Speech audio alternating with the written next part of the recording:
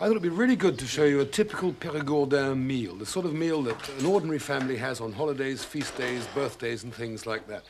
So we found, in our usual way, by tripping around the place, we ran into somebody called Madame Moulin and her husband, Monsieur Moulin, who are farmers, and they open up their house from time to time for visitors to come and sample the simple country food of the region. Anyway, she's one of those ladies who's a bit of a tart, a bit precise, doesn't like film crews interrupting her work, which she takes very seriously. So I'm letting them get on with it while I'm just sitting here having a slight glass of wine, and later on, when she's ready, and if she's in a bit of a better mood, we'll try and get in and see exactly what she's doing. Husbands, please note the happy, acquiescent attitude of Monsieur Moulin, sitting here, pretending to be helping his wife making the soup. One word from her like, Henri, and he was there, obedient as anything. She made us this amazing soup. It's just sort of bacon, cabbage, water and onions, thickened with egg yolks. Looks absolutely appalling. You pour it over stale bread. Surprisingly enough, it tastes absolutely delicious. It does not take an art to make this grand potage with onions of et beaucoup de cabbage, la la la la. In Périgord, they call this soup la touraine. Mrs. Beeton calls it soup for the poor and needy. However, it is very good, but much less good was this dreadful dish of stewed gizzards made with Monsieur Moulin's homemade red wine. It was foul, if you'll pardon the pun. What is particularly good, however, is the confit de canard. Wonderful pieces of duck preserved in its own fat, reheated in the oven till it's golden, crispy and fatty, and it's absolutely superb, but it's best in the winter. Okay, now look, what we're doing here is making what we call a very simple Périgord omelette of ceps, you see, wild mushrooms. Clive, come down and have a close look at these ceps which have been preserved over the winter in their own juices, and now they've been passed through the Qu'est-ce qu'il y a? Ça chauffe. Je m'excuse, sorry about that. Look, right, we'll start again, okay? I've already had a row with the crew this morning. The lighting man isn't feeling very well. I'm trying to speak in 2 languages for 5 different people who don't understand any damn thing, and the fat's getting too hot. Right. Starting from the top, Clive, you like me, don't you? Stay with me nicely. These are ceps, wild mushrooms which have been preserved throughout the winter in their own juices in an airtight container.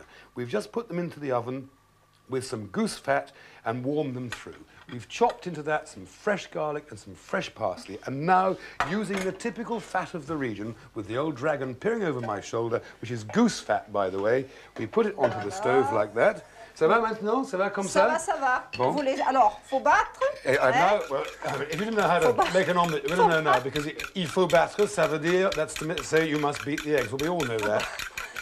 Okay, un peu comme ça. Right, now we've already put salt and pepper in. Ils ont déjà salé et poivré? Oui. Alors, vous versez un peu, et avec la spatule, vous... Oui. Okay, Clive, this is a very important bit. This is how to make an omelette. Pas tout d'un seul coup. Voilà, comme ça. Voilà.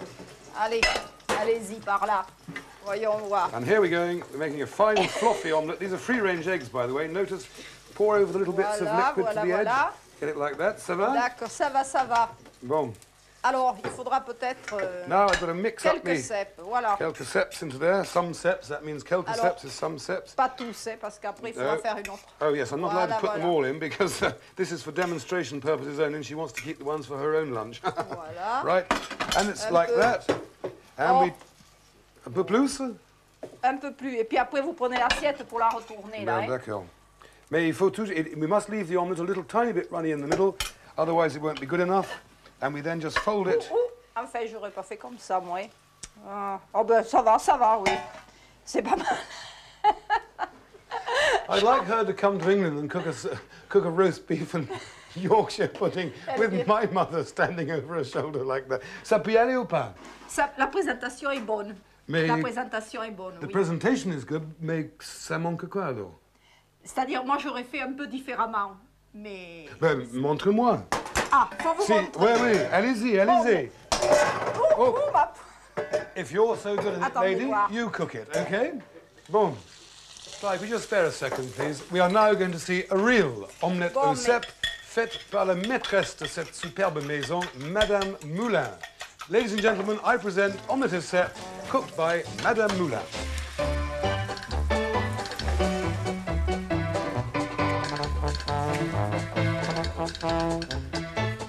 Allez, on va recommencer ici.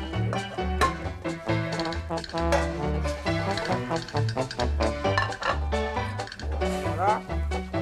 essential difference there is that she cooked hers on both sides. But that is a sort of, actually, if I may say so, a peasant way of cooking an omelette, because that omelette can be served cold and it's tougher and stronger, could be carried into the fields. The way I made mine was more in line with the way you'd like to have your dinner parties, with a softer, fluffier interior. I won't dispute with her whose was the best. Both had the same good ingredients, two different ways, OK?